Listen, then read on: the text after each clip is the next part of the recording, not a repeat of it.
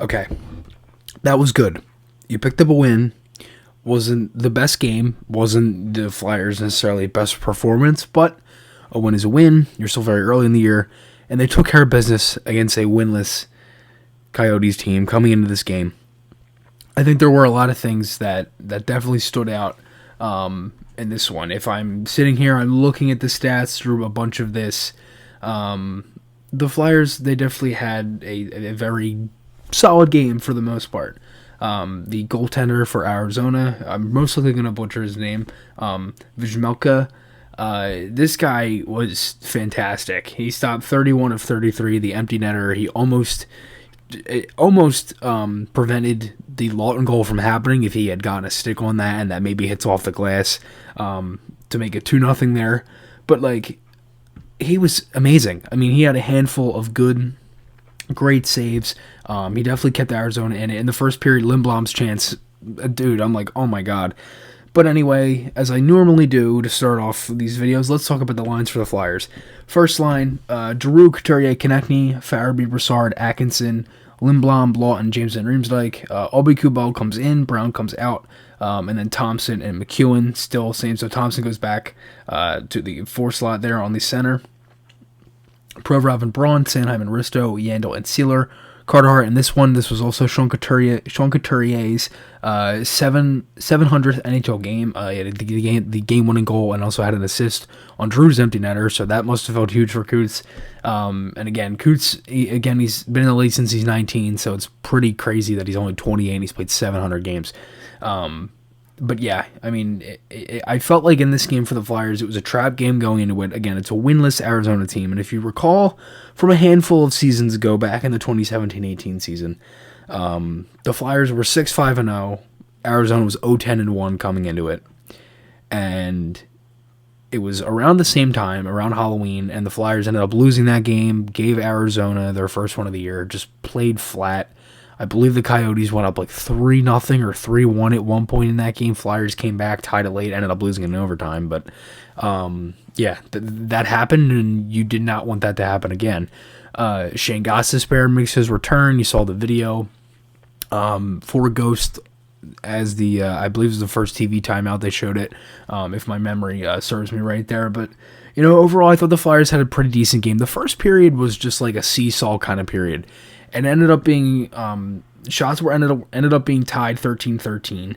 It wasn't a horrible period offensively. They had their looks. They created chances 5-on-5. They generated a lot of chances from getting in on the forecheck, forcing the Coyotes to turn pucks over, which it seems like they've done a lot for majority of the season. They did it a lot in this game.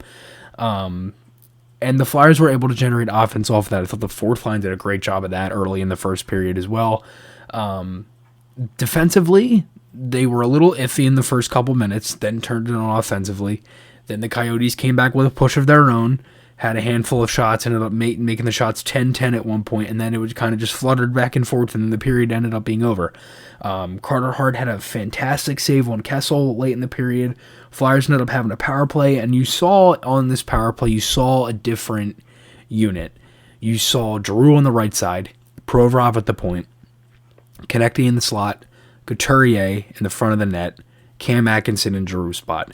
The first power play in this game, this one right here, pretty decent power play. Essentially the whole minute 40, 2 minutes that they had in the zone. Lots of passing, lots of chances.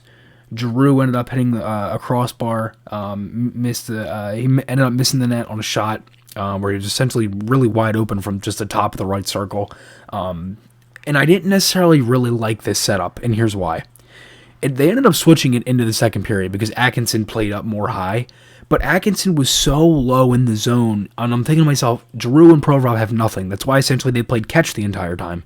If you want to move Atkinson there, that's fine, but at least put him in a spot where he can shoot the puck. I mean, he's literally, you can go back and watch it. He's standing at the side of the net on the opposite side of Couturier. So it's a lefty on that side, the goaltender, the net, the crease, everything. Then Atkinson is right there on the opposite side. So it's like, there's no getting any pucks to them because if Giroux hits it to Couturier, that lane is most likely shut down from the defenseman laying down, or you have to force it back up to Giroux or throw it on the wall or whatever. But at that point, it's like, dude, The power play, it had a couple good looks there in the first. A couple minutes earlier, Lindblom was absolutely robbed on a 2-on-1 chance. The Flyers were just shooting from everywhere. They generated chances off creating turnovers, as I said.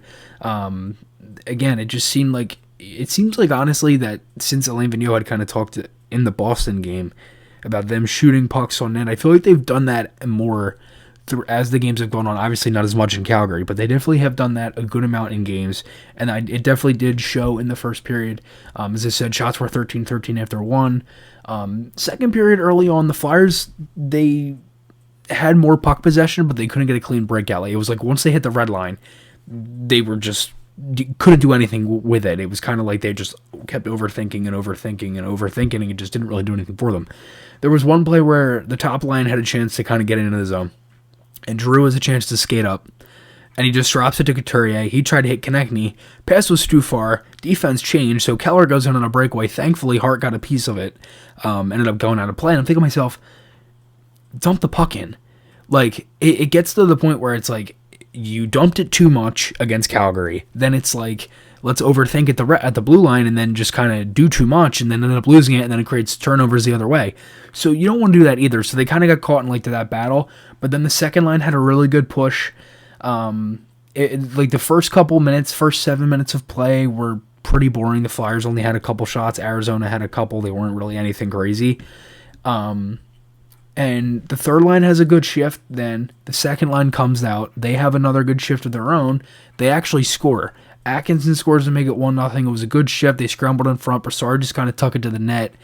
And they said that, I'm going to butcher this kid's name, Vijmelka. I think I definitely butchered that because I can barely speak English, but they said he covered it. And the referee called it a goal on the ice. They went to review, said no goal. He did have the puck. It was covered. There was no whistle blown, no nothing. So that gets called off. The Flyers had momentum meant for that. Lindblom had a chance in front off a tip, off a Ristolainen shot. Then the Flyers get a power play, 2 many men for Arizona. Atkinson ended up hitting the post. Really nice pass by Drew to set him up. Brassard had a partial breakaway, but ended up being offside. He did get a shot off, but the crowd was so loud you could barely hear the whistle. Ristolainen has a shot. He just skates up through the neutral zone, shoots it, gets his own rebound, tries to tuck it home. And at that point, he's just trying to create offense for himself. I thought the Flyers had a good period there. Later, that was probably one of their better second periods, even though it took them a couple minutes to kind of get into it. Shots on goal were 23-22 in favor of the Flyers. 10-9 Flyers in the period. Flyers that was a very dominant third. They were all over them. Possession, good breakouts. The breakouts were a lot better. They moved in crisp. Fourth line has a nice chance. Really nice chance in front for Lindblom. But ended up going wide, and then they get a goal. They end up getting a change. Giroux ends up hitting Konechny off the wall, and he kind of just chipped it, gets around the defenseman. Coots just went straight to the net. And it was just such a nice play because, I don't know if it was a set play, but it was kind of like Coots was just like, bam, go to the net. And that's exactly what he did. He goes to the net, slam dunk, 1-0 Flyers there. Coyotes had a little bit of pressure. The Flyers defended that well. Then the Flyers get a power play here. Gostisbehere for Arizona took a penalty, had a hook on Law. And it's funny because Lou Nolan actually said Gostisbehere, on the Flyers, and then he had to correct himself and say Arizona. But this power play was better. Atkinson stayed up high. Also on the other one, he stayed up high where he had that chance where he hit the post. So there definitely was an adjustment there where it's like, hey, come up a little higher, and that's what they did, and it ended up generating some chances for them. Giroux went down low to Couturier, back to the middle for Konechny for a one-timer. Couturier found himself in the slot, drove to the net from the corner, ended up being stopped. Ristolainen had a shot that was wide open on the backhand in front, just kind of picked it up, and he just missed the net. I'm like, oh my god. I thought Ristolainen had a couple chances to score tonight. Lindblom ended up forcing a turnover. He set up JVR, who dropped at the law, and that was a play where I'm like, JVR, you got to shoot that. But again, I like the patience. I really liked the third line tonight. I really thought all the lines played well. But if I'm being honest with you, I did like the third line from the Flyers. They generated offense, and again, they've been getting there 5-on-5, just the offense hasn't been coming. I thought Lindblom had one of his better games as well. Again, he forced a turnover here, and it was just a great chance in front. Then Arizona goes to pull the goalie. JVR ends up picking up the puck and shoots it, and then Vijmelka just kind of goes back, dives at it. he might have hit it and ended up hitting the post. Braun got in there on the forecheck, sent it over to JVR, right over to Lawton. Bam, 5-hole, 2-0, and then Giroux would add an empty netter. Carter Hart has a 29 save shutout. He didn't have any crazy saves besides the Kessel opportunity off the rebound, but Hart had a handful of good saves. He had good rebound control, didn't give up anything crazy. The Flyers played good defense in front of him, and obviously they had a really good shutdown third where the Coyotes didn't really have much pressure. They didn't necessarily have any high danger chances or anything along those lines, but this was definitely one of them games where the Flyers, you just want to play your game, and they pick up a win. They get 2 points. Now move to 5-2-1 on the year, and obviously now the update from Lane Mignot that Ellis was getting evaluated by doctors today. They're going to see for tomorrow. If he travels with the team, then is most likely going to play. If he doesn't travel, then he's not going to play. So we'll see what happens for tomorrow if he's going to go to Pittsburgh. We'll see, if he's at practice and things along those lines. But 2 very crucial games coming up, Pittsburgh and then Washington. And then you have the Leafs at home next Wednesday, and that's when Kevin Hayes is supposed to come back.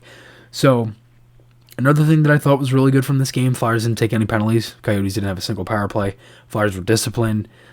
We saw they've taken a lot of penalties in the last handful of games, 7 against Florida, 4 there against the Oilers, I believe 5 against Vancouver. I believe they only took 2 or 3 against Calgary, so that was definitely good to, not take any penalties, be very disciplined. And, again, I don't necessarily really like the power play units.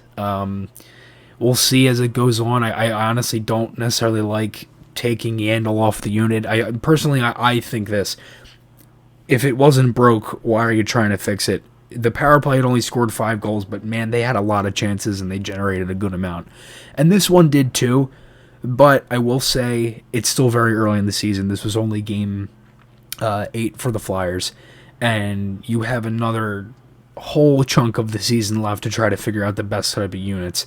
I think the second unit would be a lot better if Ristolainen was off and you had Ellis, just because of nothing against Risto. I think just Ellis is better to play on the power play. But obviously they're trying for something different and they wanted to reward Atkinson, and I understand that because that's fine, but I don't necessarily understand why you took Yandel off and you put Provorov up there. Nothing against Provorov, nothing against what I think Provorov can do on the power play. It's just I thought Yandel looked really good, and I would like to see him there. But nevertheless, the Flyers pick up a win. We'll see what happens the next handful of days. Remember, guys, podcast articles, those links are on my channel. Hope you guys enjoy this one. I'll see you guys in the next one, and goodbye.